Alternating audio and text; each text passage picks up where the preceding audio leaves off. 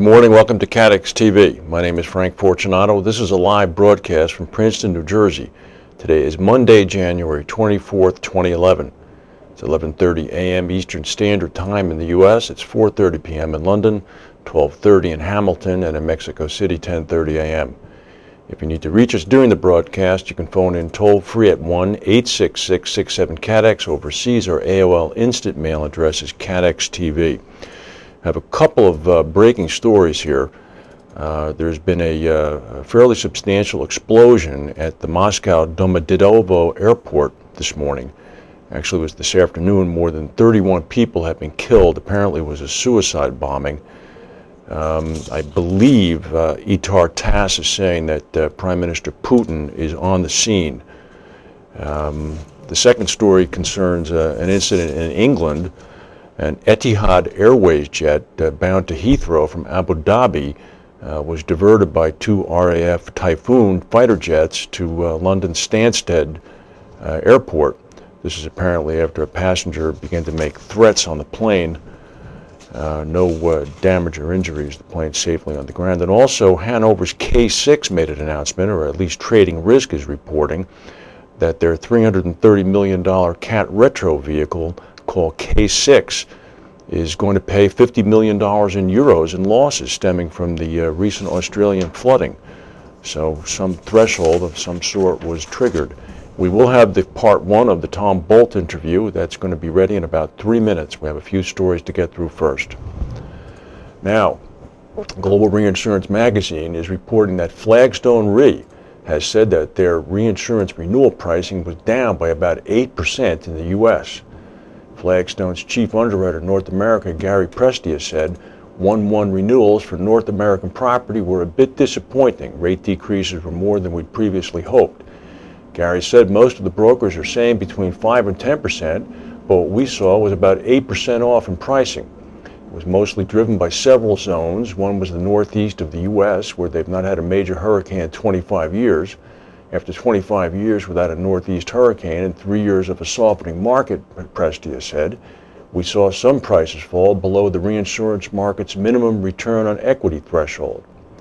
Prestia added that while reinsurers priced at levels that were close to flat, the market had pushed the prices down to reduce overcapacity. Prestia said that for reinsurance pricing to rise, it would take a single major event or a combination of events with a $50 billion or more hit in insured losses. Well, last week it was the South Korean Navy rescuing a pirated ship off Somalia. Late Friday it was the Malaysian Navy. They rescued this ship, a chemical tanker, hijacked by Somali pirates in the Gulf of Aden just a few hours after the ship was seized. This is the Bunga Laurel. It was carrying oil worth $10 million, according to the New Straits Times. Insurance Insider reported on Friday that Aon's attempts to oppose a new 3.5% commission on London market placements are meeting fierce resistance from insurers.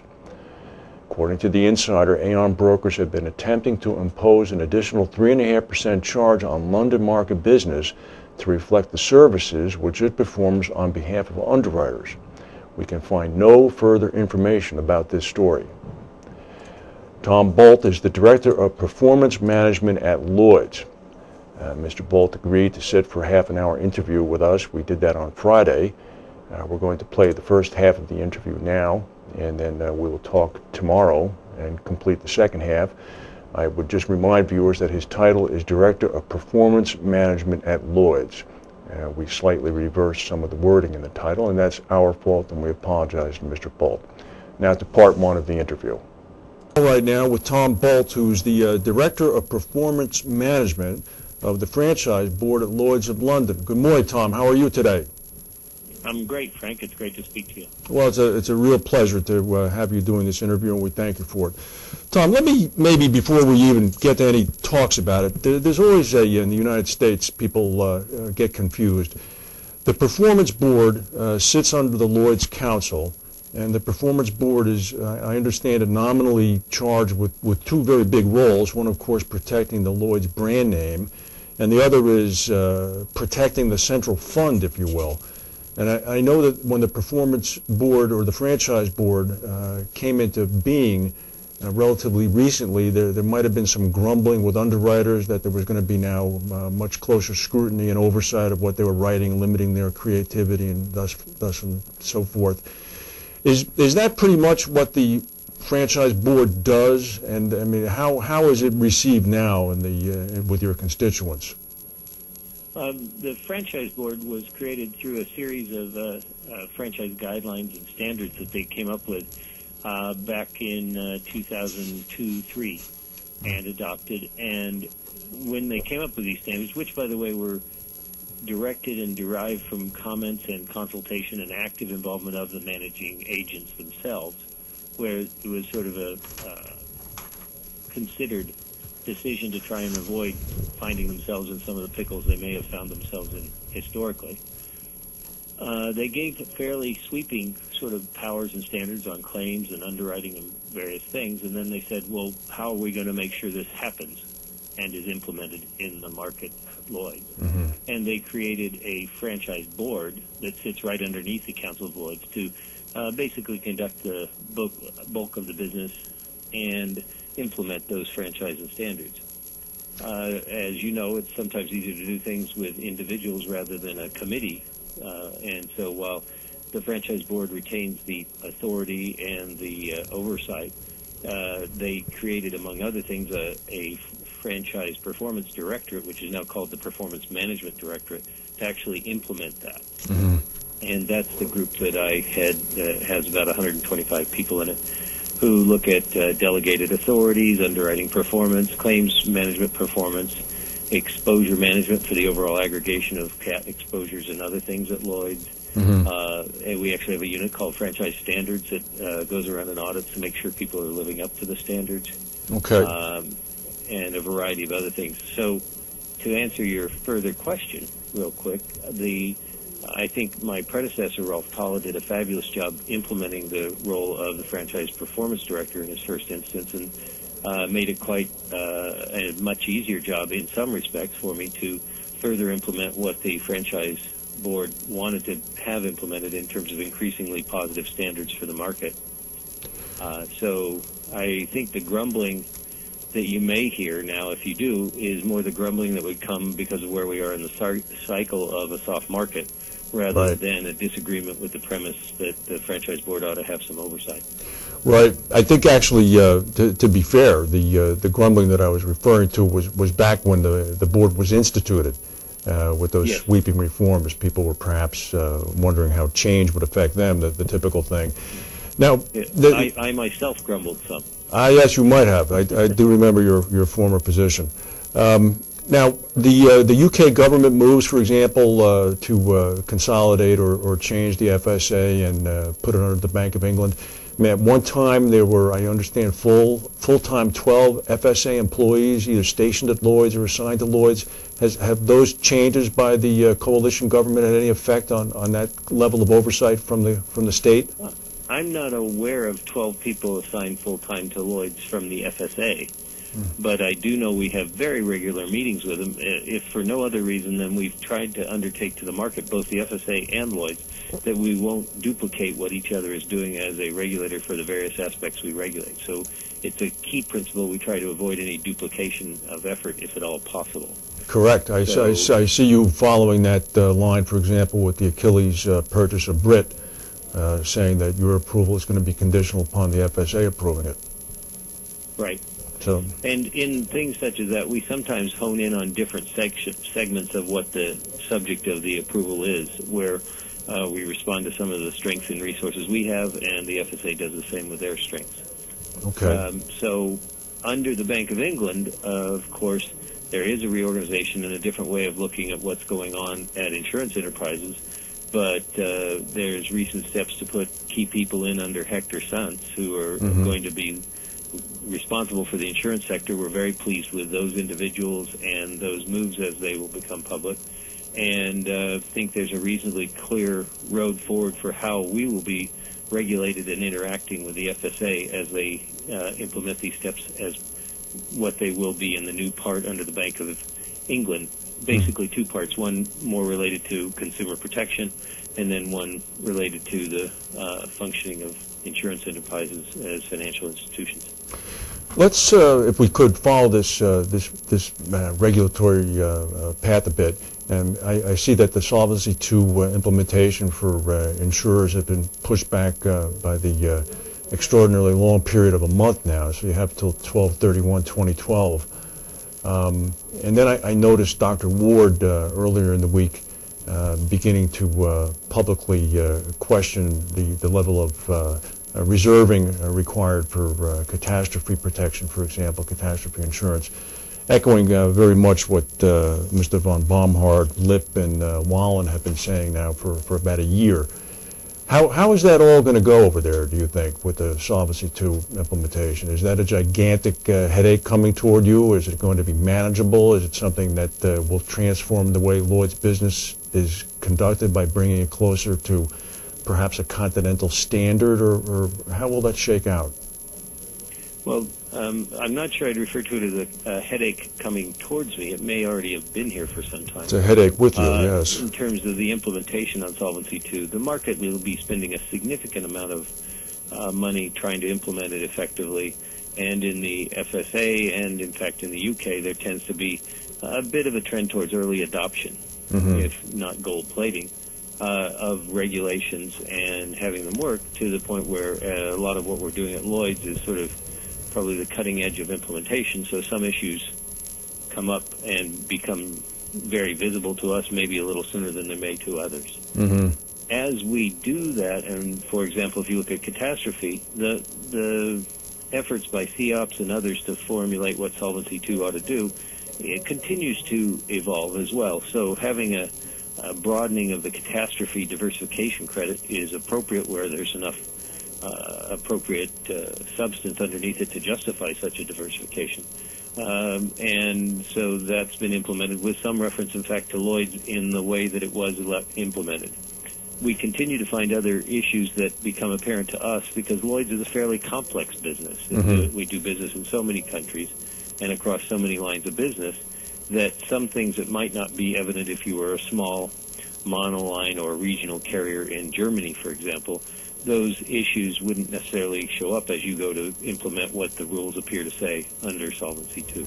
Is there ongoing dialogue with the implementors? Absolutely. There is. All right. Absolutely. In fact, the general counsel and one of the folks who spends a lot of his time speaking to the folks in Brussels will be there, I think, 2 weeks, a week from this coming Tuesday. And we have a very active and ongoing dialogue with them in terms of trying to make sure that our understanding and implementation is correct. And in fact, if we see things that appear to us to maybe work differently than we think they intended, we try to make sure that's highlighted as well.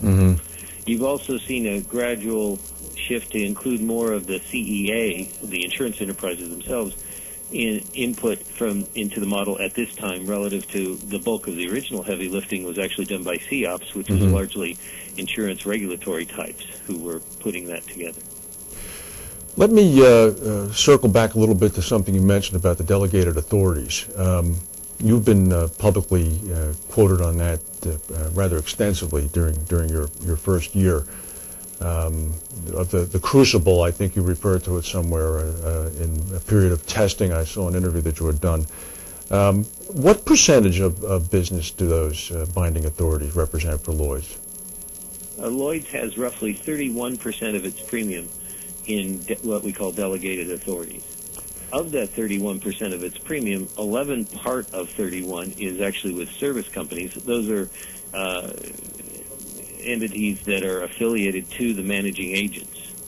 And true third-party delegating authorities comprise about 20% of the business at Lloyd's. Given the emphasis in your publicly released business plan, the Lloyd's Strategy 2011-2013 document on microinsurance, would it be logical to conclude that percentage of delegated authority is going to go up? It could do. A lot depends on how the most effective way to implement the microinsurance model is. So there's a likelihood, by the way, that given your desire to take advantage of the benefits of a delegated authority where you pick up local knowledge, local expertise, and local implementation of practices, that would be the best way to go. So in a sense, I don't know that that'll be a huge amount of premium in addition to the 31% of the pot, but it may be a reasonable amount of activity. Like many things of this type, we want to walk pretty well before we run, so I don't expect it to be big overnight. You, and I keep saying you, I'm using the plural of the pronoun you. When you mentioned in that same document, the Lloyd's strategy document, that the quote is something along these lines: given the current state of the insurance cycle and the need to avoid syndicate failures, the franchise board believes that the corporation need to emphasize its challenging business partner role. Then it goes on to say the consequences of this is likely to be an increase in the frequency level and formality of any interventions. That if I'm reading that, I get a slight chill up my spine if I'm a syndicate manager. I know you're charged with approving the business plan and making sure it's coming into line toward the end of the cycle and watching as it performs, as it unfolds on a weekly or month-to-month basis. Have you found yourself having to step up, I don't want to use the word enforcement, but monitoring, or as you put it yourselves, formal intervention? Well, I think it's the nature of where we are in the cycle. And while I wouldn't want to indicate we go out looking for trouble in any way, at certain times in the cycle you get a lot more opportunities to get involved with the managing agents in a way that would certainly appear more challenging as opposed to sort of business developing. In particular, if you're in an environment where certain sectors of the market are at break even, and you want to start something new that's basically a Me Too operation, whether you enter a new class of business or you wanted to start a new syndicate or something else of that nature, that Me Too operation implies that you're only able to penetrate the market and build your own market share by either being more optimistic on price, a little broader-minded on terms, or willing to pay the intermediary more money. All of those may be commercially acceptable ideas, but if you're starting for a break-even point, that means any one of those three is going to push you over the edge to expected unprofitability. And one of our key charges under the franchise guidelines is not to approve business plans that don't have at least an expectation of profit. Well, so I think we'll end up challenging a bit more just because of where we are in the cycle. But at the same token, even though where we are on the cycle is admittedly a low point, there have been a number of, or I should say a steady stream of syndicate entrants over the past year or so. I don't know that I'd call it a steady stream, and the actual share of the market, we write about 25 billion pounds of premium gross, and the new entrants for 2011 comprise 100 million pounds if they hit all their targets, and it looks already like they're not going to do that. That's a mere sliver. One of the, and I take your point, one of the other initiatives are the enhanced risk management framework that you put together in order to make sure that, I guess, the formal risk appetite and the governance structure are combined and able to be monitored closely, as you alluded to. How does this closer scrutiny and perhaps greater governing of where the backers of a syndicate or a new syndicate or a proposed new syndicate are really going to be able to invest their money, how does that affect new money when you meet with them? I mean, people perhaps who are not of the industry, who are just purely investors, who might come in thinking that, wow, to be a Lloyd's name would be a absolute wonderful investment, and then they come in, they understand, well, all right, there are strings attached. This is a different game. This is not a hedge fund. This is not an annuity. I mean, you have to come in, you have to meet these guidelines, and your underwriters have to meet these guidelines. You must have some tough conversations from time to time. I think it's pretty important to be transparent so that they're making an educated purchase regarding their involvement in Lloyd's. And so when a new capital provider wants to talk about what they might do at Lloyd's, we try to spend a long time acquainting them with what we understand to be the general conditions in the market, and in particular any segments they display an interest in. And we also try and acquaint them with the way that Lloyd's works as a mutual. And I think there's a lot of people, very, very good people in the insurance business who have very proper ways of trying to make money, who would find there's still a fair bit of learning to do to fit into how you have to operate in a mutual as opposed to just operating on behalf of your own company. Mm-hmm. So I spend a lot of time trying to go over some of these cultural details and explain the fact that while one of Lloyd's great strengths is this unusual glue that holds them together over 300 years, that glue comes with a few strings where even in my previous life, before I came to work at Lloyd's and I was running the managing agency for Berkshire, the capital provider, I would have conversations. I say to my colleagues at Berkshire, you are not going to believe what they want now. Yeah. And we'd laugh, but we'd deal with it. And over time, Mm-hmm. you began to see the sense of it. Mm-hmm. And I would argue that relative to 10 years ago when I first had those discussions, there's far more sense and order to those things, thanks to the franchise board and some other things we've done. But it is an educational process, I think, that's pretty important to knowing exactly what you're getting into, because it isn't quite like doing business in another insurance environment. No, it's very the unique. number of advantages we place. And I try to make sure people understand both sides of the equation. Tomorrow we will play the second half of the interview with Tom Bolt, in which he discusses the ongoing role of brokers at Lloyd's and talks a little bit about the search for a new chairman at Lloyd's. Of course, Lord Levine will be leaving at the end of this year. The stock market in New York is up about 83 points right now. We'll go to a word from our sponsors.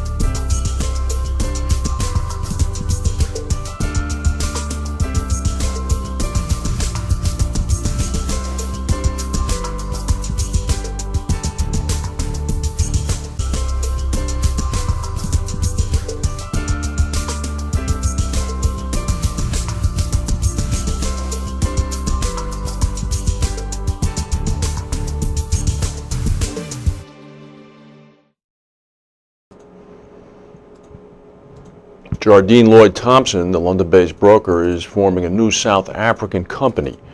The new operation will offer both facultative and treaty reinsurance capabilities, and the venture will mark the end of JLT's partnership with Glen Rand, although former Glen Rand CEO Andrew Chislett is going to join in September to head the new operation, along with 3 colleagues. Subject to regulatory approval, JLT is anticipating opening its first office in Johannesburg in April of this year. And here we go again. Achilles, the private equity consortium set up to buy Brit Insurance, has extended the deadline for shareholders to accept its offer to 1 p.m. on January 29th. So far, 71% of Brit shareholders have accepted the Achilles offer of up to £11 per Brit share, which was agreed to in October. This one-week extension is the 4th extension given to shareholders. New York-based Navigators Group, according to AM Best, is expecting to post a $9.2 million after-tax charge against Q4 earnings for additional reinsurance reinstatement premiums related to potential liabilities that their policyholders might face in litigation with the Deepwater Horizon explosion and oil spill. Stanley Golansky, the group president, said that they remain confident that its liability claims from the disasters will be well contained within our reinsurance program, he says, so that our only likely future exposure would be to the reinsurance reinstatement premiums due our reinsurers. He expects that that will go on for quite some time, but they also believe that it would be prudent to reserve claims potential payouts now. In Russia, a blast has ripped through a 5-story shopping center in the southwestern city of Ufa, starting a fire that killed 2 people. This happened over the weekend. Shoppers were evacuated Saturday night while firefighters tackled the blaze at the huge complex. It houses stores, restaurants, and nightclubs. There's been no update on the blast at Domodedovo Airport yet. Still, the death toll is holding at 31 people. Well, in the United States now, after yesterday's quarterfinal, semifinal football matches, the stage is set for the Super Bowl of American football, which is going to be played 13 days from now in Dallas, Texas. Representing the American Football Conference will be the Pittsburgh Steelers. Representing the National Conference will be the Green Bay Packers. Both the Packers and the Steelers are 2 of the very first, the original group of founding teams that started the NFL back in the 1930s. Should be a good game. If we have any breaking news, we'll come back and tell you. If not, we'll see you tomorrow, and thank you for watching.